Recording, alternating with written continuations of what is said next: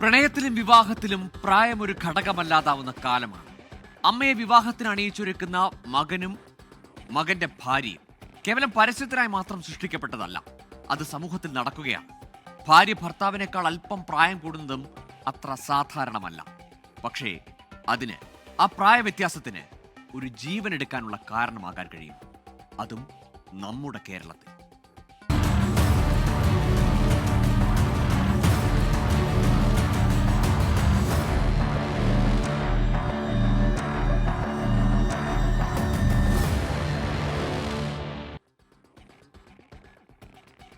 അവന്റെ കണ്ണുകൾ സ്വത്തിലായിരുന്നു.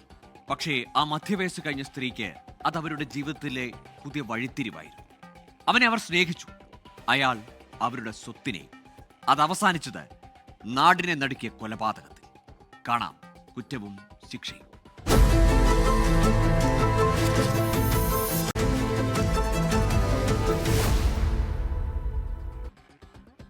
തിരുവനന്തപുരം കുന്നത്തുകാൽ ക്രിസ്മസ് നാളുകൾ, പള്ളിയും ആഘോഷവും ഒക്കെയായി ആ തെക്കൻ ഗ്രാമം അങ്ങനെ കഴിഞ്ഞു പോകുന്നൊരു ദിവസം. അരുണിന്റെ വിളി കേട്ടാണ് ആ പുലർച്ചയിൽ അയൽക്കാർ ആ വീട്ടിലേക്ക് ഓടിയെത്തിയത്. ഒരിക്കലും വിശ്വസിക്കാൻ കഴിയാത്തതായിരുന്നു അത്.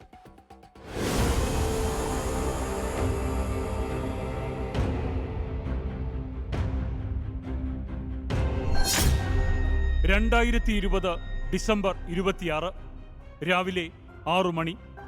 അയൽക്കാർ ഓടിവരുമ്പോൾ കാണുന്നത് ആ വീട്ടിലെ ശാഖാകുമാരി എന്ന സ്ത്രീ നിലത്ത് തറയിൽ കിടക്കുന്നതാണ്. ശരീരത്തിലൂടെ ഒരു വയറും കുറെ ലൈറ്റുകളും കുരുങ്ങിക്കിടപ്പുണ്ട്. ക്രിസ്മസിനൊക്കെ ഉപയോഗിക്കുന്ന സീരിയൽ ലൈറ്റുകളാണ്. ശാഖാകുമാരിയുടെ ഭർത്താവ് വിളിച്ചാണ് അയൽക്കാരായ ഭാര്യാഭർത്താക്കന്മാർ അവിടേക്ക് ഓടിയെത്തിയത്.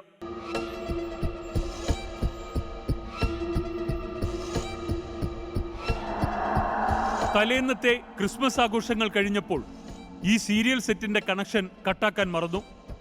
ശാഖ അതിൽ പിടിച്ചതായിരിക്കും. ഭർത്താവ് അരുൺ അയൽക്കാരോടായി പറഞ്ഞു.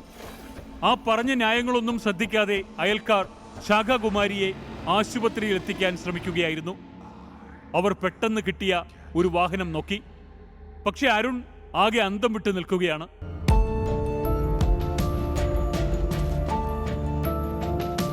അയൽക്കാരായ വിജയകുമാര പണിക്കരും നിർമ്മലയും അരുണിന്റെ പെരുമാറ്റത്തിൽ അമർഷം കാണിച്ചു.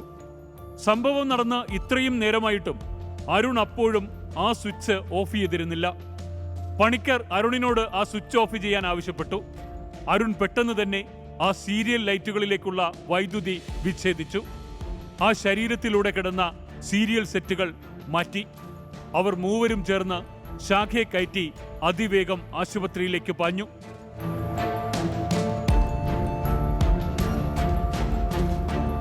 വാഹനത്തിൽ വച്ചാണ് ശാഖാകുമാരിക്ക് ജീവനുണ്ടെന്ന് അരുൺ പറയുന്നത്. അത് കേട്ടപ്പോൾ മറ്റുള്ളവർക്ക് ആശ്വാസമായി. കാരക്കോണം മെഡിക്കൽ കോളേജിലാണ് ശാഖാകുമാരിയെ എത്തിച്ചത്. അവിടെ പരിശോധിച്ച ഡോക്ടർമാർ അപ്പോൾ തന്നെ റിപ്പോർട്ടിൽ കുറിച്ചു, ബ്രോഡ് ഡെഡ്. രോഗിയെ കൊണ്ടുവന്നപ്പോഴേ മരിച്ചിരുന്നു.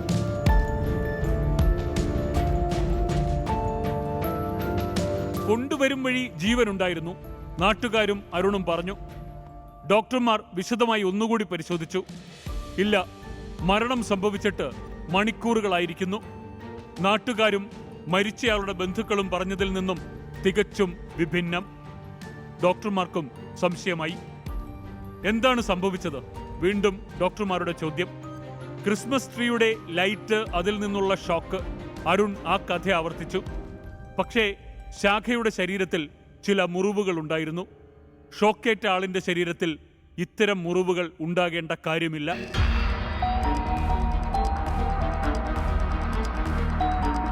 ഡോക്ടർമാർ പരസ്പരം ചർച്ച ചെയ്തു. സംശയമുണ്ട്. ഡോക്ടർ വെള്ളറട പോലീസ് സ്റ്റേഷനിലേക്ക് അറിയിപ്പ് നൽകി. കാര്യങ്ങൾ വിശദമാക്കി റിപ്പോർട്ടും അയച്ചു നൽകി. 2020 ഡിസംബർ 26 രാവിലെ 7 മണി, വെള്ളറട പോലീസ് സ്റ്റേഷൻ. വിവരം ലഭിച്ചതനുസരിച്ച് ആശുപത്രിയിലെത്തിയ പോലീസ് ഡോക്ടർമാരുമായി ചർച്ച നടത്തി. പിന്നെ നേരെ വീട്ടിലേക്ക്.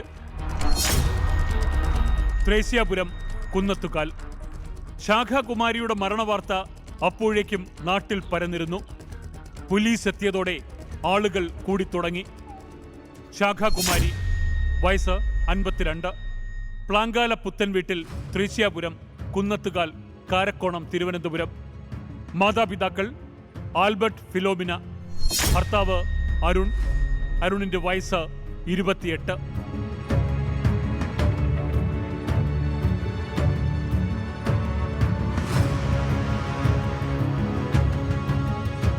വൈദ്യുതാഘാതമേറ്റുള്ള മരണം. ഡോക്ടർമാർക്ക് സംശയം. നാട്ടുകാർക്കിടയിൽ അടക്കം പറച്ചിൽ. ഭർത്താവ് അരുണിന്റെ ആ മണിക്കൂറുകളിലെ പ്രവൃത്തിയിലുള്ള ദുരൂഹത. പോലീസിന് ഒരു കാര്യം ഉറപ്പിക്കാനായി. ഇവിടെ ഈ വീട്ടിൽ തങ്ങൾക്കല്പം പണിയുണ്ടാകും. ഭാര്യയ്ക്ക് പ്രായം 52, ഭർത്താവിന് 28. സംശയിച്ചു തുടങ്ങാനുള്ള ആദ്യ ലീഡ് ആ പ്രായവ്യത്യാസത്തിൽ തന്നെയുണ്ട്.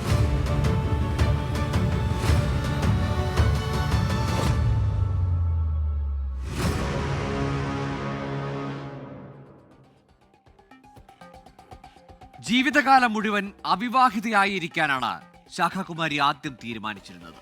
സമ്പന്നമായൊരു കുടുംബം, അതിന്റെ അവകാശി. പക്ഷേ അരുൺ അവരുടെ ജീവിതത്തിൽ എത്തിയതോടെ ശാഖയുടെ ജീവിതമാകെ മാറി മറിഞ്ഞു.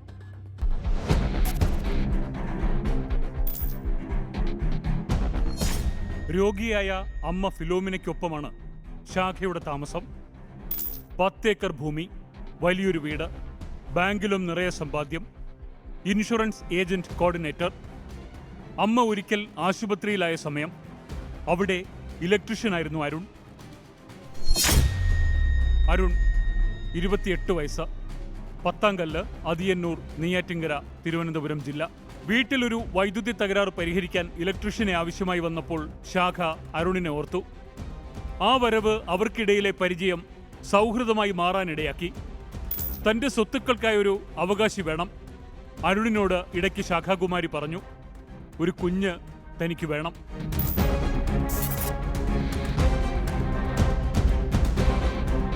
ഇതിനിടെ ഇരുവർക്കുമിടെ രൂപപ്പെട്ട അടുപ്പം പ്രണയമായി. പ്രായവ്യത്യാസം ആ പ്രണയത്തെ ബാധിച്ചില്ല. അരുണാണ് വിവാഹത്തിന്റെ കാര്യം മുന്നോട്ട് വെച്ചത്. ശാഖയ്ക്കും അപ്പോൾ തന്നെ സമ്മതം. പക്ഷെ അരുണിന്റെ വീട്ടുകാർ ആ ബന്ധത്തെ എതിർക്കുന്നുവെന്ന് അരുൺ അവരെ അറിയിച്ചു. വിവാഹത്തിന് അവർ സഹകരിക്കില്ല, അവർ പങ്കെടുക്കില്ല.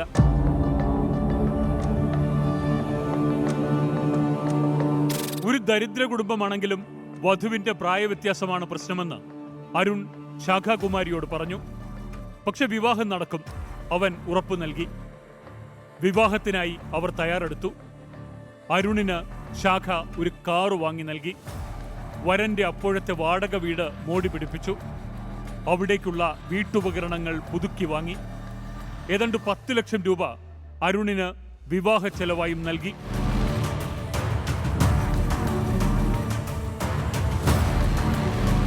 അരുണിന്റെ വീട്ടിലും മറ്റുമുള്ള കടങ്ങളൊക്കെ വീട്ടണം.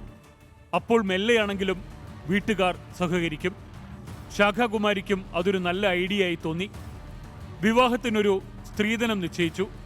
ചിരിച്ചുകൊണ്ടാണ് അവർ ഇതൊക്കെ കൈകാര്യം ചെയ്തത്. 50 ലക്ഷവും 100 പവന്റെ ആഭരണങ്ങളും. നാട്ടുനടപ്പനുസരിച്ച് കാര്യങ്ങൾ പോകട്ടെ എന്നായി രണ്ടുപേരും.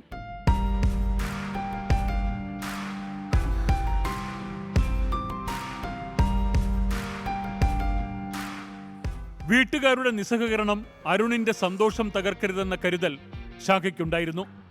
അതുകൊണ്ട് തന്നെ ആവശ്യം പറയുമ്പോഴെല്ലാം അവർ പണം നൽകിക്കൊണ്ടേയിരുന്നു. വിവാഹത്തിനുള്ള തീയതിയും നിശ്ചയിച്ചു. 2020 ഒക്ടോബർ 19, അമരവിള CSI ചർച്ച്. വിവാഹ ദിവസം. വധു കൃത്യസമയത്ത് പള്ളിയിലെത്തി. വീട്ടുകാർ ആരുമില്ലെങ്കിലും ചില ബന്ധുക്കളും സുഹൃത്തുക്കളും ഒപ്പമുണ്ടാകുമെന്നായിരുന്നു അരുൺ അറിയിച്ചത്. പറഞ്ഞ സമയം കഴിഞ്ഞിട്ടും അരുൺ പള്ളിയിലെത്തിയില്ല. പലതവണ വിളിച്ചു നോക്കി. ശാഖയും ബന്ധുക്കളും അക്ഷമരായി. ഇതിനോടകം തന്നെ അടുത്ത ബന്ധുക്കളെല്ലാം ശാഖയെ ഈ വിവാഹത്തിൽ നിന്ന് പിന്തിരിപ്പിക്കാൻ ശ്രമിച്ചിരുന്നു. അവരെയെല്ലാം പ്രതിരോധിച്ചാണ് ഈ പള്ളിമുറ്റം വരെ എത്തിയത്.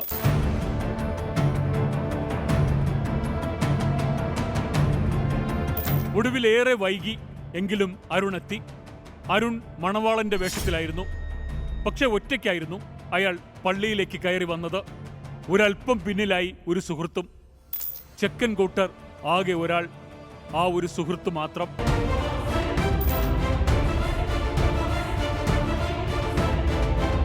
വന്ന ഉടനെ തന്നെ അരുൺ ശാഖയെ സമീപിച്ചു. രഹസ്യമായി ഒരു നിബന്ധന വച്ചു. ഫോട്ടോ എന്നും പുറത്തു പോകരുത്. ശാഖയുമായുള്ള വിവാഹം പരസ്യപ്പെടുത്താൻ അരുണിന് താല്പര്യമില്ല. കൂട്ടുകാർ കളിയാക്കും. വിവാഹ ദിവസം പള്ളിയിൽ വെച്ച് തന്നെ അരുൺ അസ്വാഭാവികമായി പെരുമാറി. പക്ഷെ അന്ന് തന്നെ ആ പള്ളിയിൽ വെച്ച് ക്രിസ്ത്യൻ മതാചാരപ്രകാരം അവർ വിവാഹിതരായി.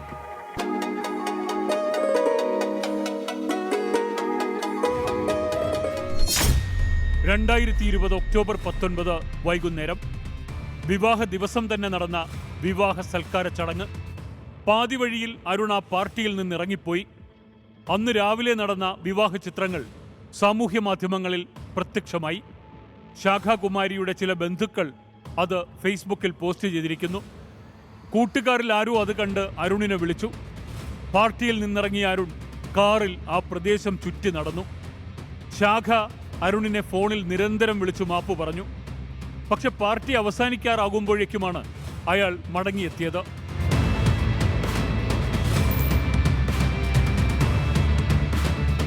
തന്റെ മധ്യവയസ്സിൽ തോന്നിയ പ്രണയം, ഒരു കൂട്ടുവേണമെന്ന ആഗ്രഹം, അവനോടുള്ള അടങ്ങാത്ത പ്രണയം, ആ പ്രണയ സാഫല്യത്തിനുള്ള ആ ദിവസം. പക്ഷെ അവൻ ആ ദിവസം പ്രണയത്തിനു പകരം ആ സ്ത്രീക്ക് നൽകിയത് കണ്ണുനീരായിരുന്നു.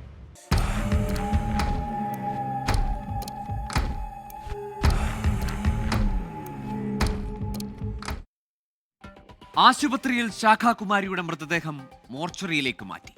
സംഭവത്തിൽ ദുരൂഹതയുണ്ട്. പോലീസ് വീട് പരിശോധനയിലാണ്. ആശുപത്രിയിൽ ഒരു ടീം പോലീസുണ്ട്. അവർ അരുണിനോട് വിശദമായി തന്നെ വിവരങ്ങൾ തേടുകയാണ്. നാട്ടുകാർ ആശുപത്രിയിലും വീട്ടിലുമുണ്ട്. ആ ദിവസം രാവിലെ സമയം ഇങ്ങനെയൊക്കെ സജീവമായി.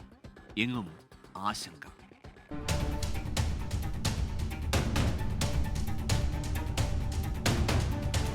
വീട്ടിലെ ഹാളിൽ ശാഖാകുമാരി കിടന്ന സ്ഥലം അയൽക്കാർ പോലീസിന് കാണിച്ചു കൊടുത്തു. പിന്നെ ഓരോ മുറികളിലുമായി പോലീസ് കയറി.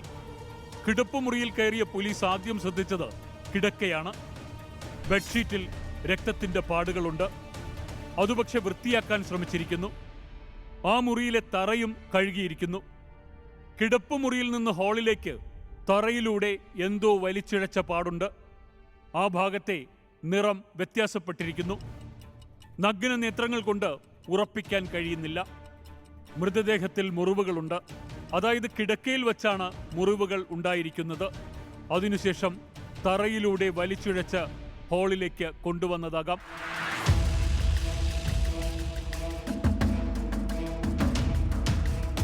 തറയിലും ബെഡ്ഷീറ്റിലും രക്തക്കറയായിരുന്നു. പിന്നാലെ എത്തിയ ഫോറൻസിക് ടീം അതുറപ്പിച്ചു. അബദ്ധത്തിൽ ഷോക്കേറ്റ് മരിച്ചു എന്ന അരുണിന്റെ വാദം പൊളിയുകയാണ്. അരുൺ ഉത്തരം പറയണം. പോലീസ് അരുണിനെ കസ്റ്റഡിയിലെടുത്തു. വിവാഹം കഴിഞ്ഞ് 2 മാസത്തിനകം നടന്ന ഭാര്യയുടെ ദുരൂഹ മരണം. അറസ്റ്റിന് മറ്റു കാരണങ്ങൾ വേണ്ട. പോസ്റ്റ്മോർട്ടം റിപ്പോർട്ട് വന്നിട്ടില്ല. പക്ഷേ പോലീസിനു മുന്നിൽ മറ്റു ചില ശക്തമായ തെളിവുകളുണ്ട്. ഒന്ന്, ഒരു ക്രിസ്മസ് അലങ്കാരത്തിനുള്ള LED ബൾബുകൾക്ക് നമ്മുടെ വീടുകളിലെ ഒരു സാധാരണ പ്ലഗിൽ നിന്നുള്ള 230 വോട്ട് AC കറണ്ട് മതിയാകും. പക്ഷേ ഇവിടെ വൈദ്യുതി എടുക്കാനായി മീറ്ററിൽ നിന്ന് നേരിട്ട് ഒരു ലൈൻ അധികമായി വലിച്ചിട്ടുണ്ട്. 2, വൈദ്യുതാഘാതം ഏൽക്കുന്ന സ്ഥലത്ത് നേരിയ പൊള്ളലെങ്കിലും ഉണ്ടാകും. ശാഖ മരിച്ചത് അബദ്ധത്തിൽ ലൈനിൽ പിടിച്ചിട്ടാണെങ്കിൽ കയ്യിലായിരിക്കണം പൊള്ളലുണ്ടാകേണ്ടത്. ഇവിടെ കരിഞ്ഞ പാടുകളുള്ളത് ശാഖയുടെ മൂക്കിലും വയറിലുമായിരുന്നു. 3, വീട്ടിലെ ഹാളിൽ വച്ചാണ് ശാഖ മരിച്ചതെങ്കിൽ ബെഡ്ഷീറ്റിൽ രക്തക്കറ ഉണ്ടാവുകയില്ല. 4, എന്തോ ഒന്ന് കിടപ്പുമുറിയിൽ നിന്ന് ഹാളിലേക്ക് വലിച്ചു കൊണ്ടുവന്നിട്ടുണ്ട്. ആ വലിയിലുണ്ടായ ഉരഞ്ഞ പാടുകളിൽ രക്തത്തിന്റെ അംശമുണ്ട്. അരുണാണ് മറുപടി പറയേണ്ടത്. ആ വീട്ടിലുള്ള ഒരു ഇലക്ട്രീഷ്യൻ കൂടിയാണ് അയാൾ.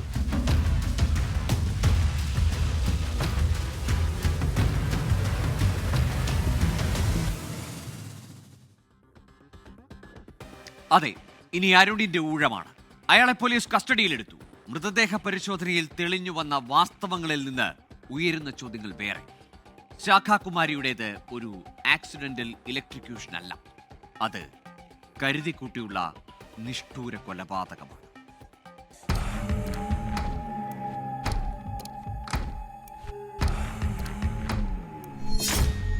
2020 ഡിസംബർ 25 ക്രിസ്മസ് ദിനം. കുറേയേറെ ബന്ധുക്കളുണ്ടായിരുന്നു വീട്ടിൽ. ശാഖയും അരുണും അവരെയൊക്കെ സൽക്കരിച്ചു. ഏറെ വൈകിയാണ് അവരൊക്കെ പോയത്. ബന്ധുക്കൾ പോയ ശേഷം ഇരുവരും ബെഡ്റൂമിലേക്കെത്തി. ഏറെ നേരമായി അരുൺ അസ്വസ്ഥനായി തുടങ്ങിയിരുന്നു. എന്നാൽ ബന്ധുക്കളുടെ മുന്നിൽ അത് കാണിച്ചില്ല എന്ന് മാത്രം. ശാഖയും അരുണും തമ്മിലുള്ള ബന്ധം ആ ദിവസങ്ങളിൽ അത്ര നല്ല രീതിയിലല്ല മുന്നോട്ടു പോയിരുന്നത്. ശാഖ പരമാവധി അയാളെ ചേർത്തു നിർത്താൻ ശ്രമിച്ചെങ്കിലും അരുൺ എപ്പോഴും ദേഷ്യത്തിലായിരുന്നു.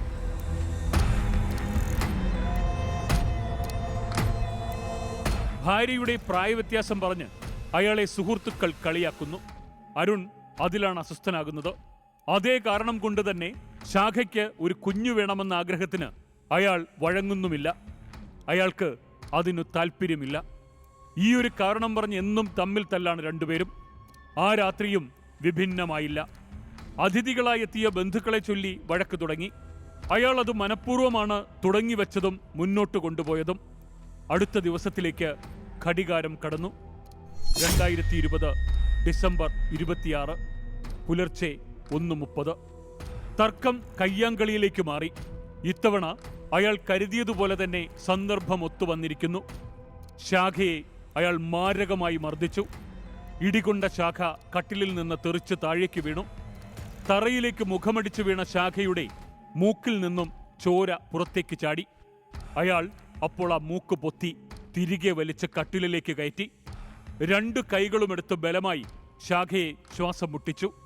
തലക്കേറ്റ ഇടിയും ബലമായുള്ള പിടുത്തവും കൂടിയായപ്പോൾ ശാഖാകുമാരി എന്ന 52കാരി പെട്ടെന്ന് ബോധരഹിതയായി.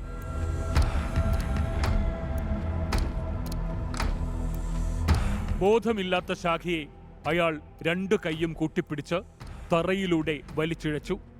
നേരെ മുന്നിലെ ഹാളിലേക്ക്. മെയിൻ സ്വിച്ചിൽ നിന്നുള്ള ഒരു ലൈൻ അയാൾ നേരത്തെ തന്നെ ഒരുക്കിയിരുന്നു.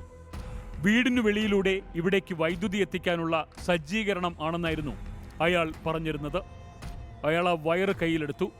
അത് ശാഖയുടെ മൂക്കിനുള്ളിലേക്കും തലയിലും കൈക്കുഴിയിലുമായി ഘടിപ്പിച്ചു. എന്നിട്ടയാൾ ഏറെ നേരം കാത്തിരുന്നു. ഏതാണ്ട് പുലർച്ചെയായി.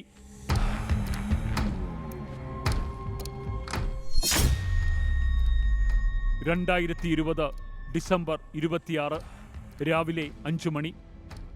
അയാൾ ശാഖാകുമാരിയുടെ ശരീരത്തിലേക്ക് വൈദ്യുതി കടത്തിവിട്ടു.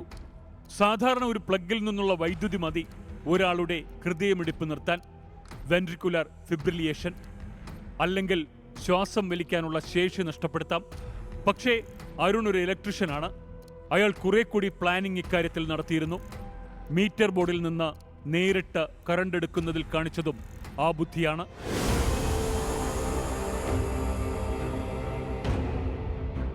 മീറ്റർ ബോർഡിൽ നിന്ന് നേരിട്ടെടുക്കുന്ന ലൈനിലും വീടിനുള്ളിലെ പ്ലഗ് പോയിന്റുകളിലും എത്തുന്ന ലൈനിലും വൈദ്യുത വോൾട്ടേജ് തുല്യമായിരിക്കും, 230 വാട്ട്. അതിനാൽ ആ വിധത്തിൽ ശേഷിയിൽ വലിയ വ്യത്യാസമില്ല. പക്ഷേ അരുൺ അങ്ങനെ അത് മീറ്ററിൽ നിന്നും എടുത്തതിന് മറ്റൊരു കാരണമുണ്ട്.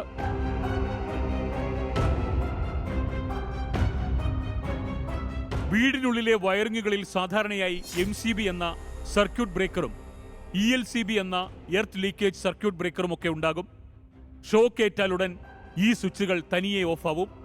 ഇത്തരം സുരക്ഷാ സംവിധാനം ഇല്ലെങ്കിലും സാധാരണ നിലയിലുള്ള ഫ്യൂസ് അടിച്ചുപോയി വൈദ്യുതി തടസ്സപ്പെടാനും സാധ്യതയുണ്ട്.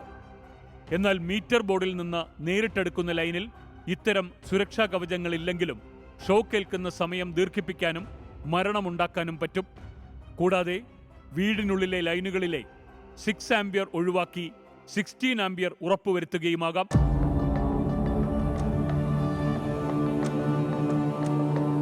മരണം ഉറപ്പാക്കിയ ശേഷം അയാൾ ഏതാണ്ട് 1 മണിക്കൂർ ഉറങ്ങി. രാവിലെ 6 മണിക്ക് അയാൾ അടുത്ത വീട്ടിലേക്ക് പോയി അയൽക്കാരെ വിളിച്ചു. എന്നാൽ ഉറക്കക്ഷീണം കാരണം അയാൾക്കവരെ വിശ്വസിപ്പിക്കും വിധം അഭിനയിക്കാനായില്ല.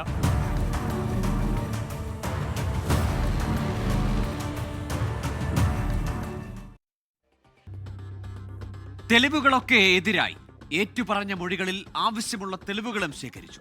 കേസിൽ സബ്ജക്ട് എക്സ്പേർട്ടുകളായി ഡോക്ടേഴ്സും എഞ്ചിനീയേഴ്സും ഒരുമിച്ച് സാക്ഷികളായി എത്തി. അരുൺ ഒരു ക്രൂരനായ കൊലയാളിയാണെന്ന് മൊഴി നൽകി.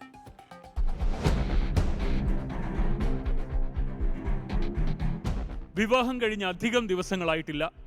2020 നവംബർ. അരുൺ തന്റെ ഭാര്യയെ ഷോക്കടിപ്പിച്ചു കൊല്ലാൻ മറ്റൊരു ശ്രമം കൂടി നടത്തിയിരുന്നു. അന്വേഷണത്തിനിടെ പോലീസ് അക്കാര്യം ഉറപ്പിച്ചു. അരുൺ അതും പോലീസിനോട് ഏറ്റുപറഞ്ഞു.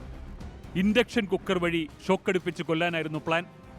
ഇൻഡക്ഷൻ കുക്കറിലെ വൈദ്യുതി പ്രവാഹത്തിൽ മാറ്റം വരുത്തി ശാഖാകുമാരിയെ ഷോക്കടിപ്പിച്ച് കൊല്ലാൻ അരുൺ വേണ്ട ക്രമീകരണം ഒരുക്കി. ഈ സംഭവം നടക്കുമ്പോൾ വീട്ടിലൊരു ഹോം നേഴ്സ് ഉണ്ടായിരുന്നു. അരുൺ ഒരുക്കിയ ഈ കെണിയിൽ നിന്ന് ശാഖാകുമാരി അന്ന് അത്ഭുതകരമായി രക്ഷപ്പെടുകയായിരുന്നു. ശാഖാകുമാരി വധക്കേസിൽ പോലീസ് കോടതിയിൽ സമർപ്പിച്ച കുറ്റപത്രത്തിൽ ഈ സംഭവം തെളിവ് സഹിതം രേഖപ്പെടുത്തിയിട്ടുണ്ട്. ശാഖാകുമാരിയുടെ മരണകാരണം വൈദ്യുതാഘാതം അഥവാ ഇലക്ട്രിക്യൂഷൻ ആണെന്ന് പോസ്റ്റ്മോർട്ടം റിപ്പോർട്ടിൽ വ്യക്തമാണ്. വൈദ്യുതാഘാതം ഏൽപ്പിക്കുന്നതിന് മുൻപ് അരുൺ ശാഖയെ ബലമായി ശ്വാസം മുട്ടിച്ച് ബോധരഹിതയാക്കിയിരുന്നു. ശ്വാസം മുട്ടിക്കാൻ ശ്രമിച്ചപ്പോൾ ശാഖയുടെ മൂക്കിനും വായ്ക്കും പരിക്കേറ്റിട്ടുണ്ടായിരുന്നു. മുഖത്തമർത്തിയതിന്റെ പാടുകളും റിപ്പോർട്ടിൽ വ്യക്തമായുണ്ട്.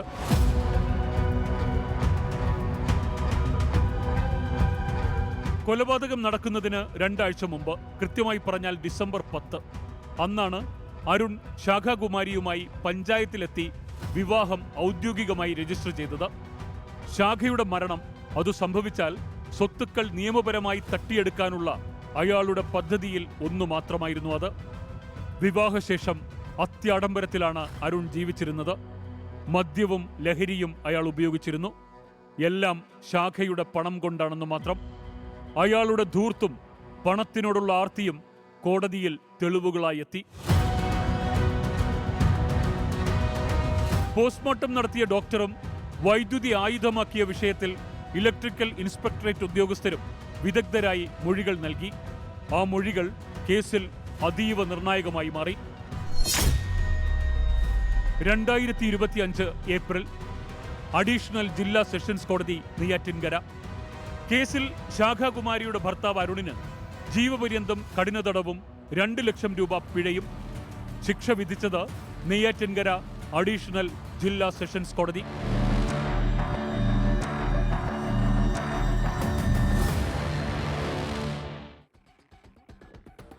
സ്വന്തം ആഡംബര ജീവിതത്തിനും സുഖസൗകര്യങ്ങൾക്കും വേണ്ടി കൊലപാതകം ചെയ്യുന്ന ക്രിമിനൽ, ഒരു ഹെഡോണിസ്റ്റിക് അസാസിൻ, അതായിരുന്നു അരുൺ.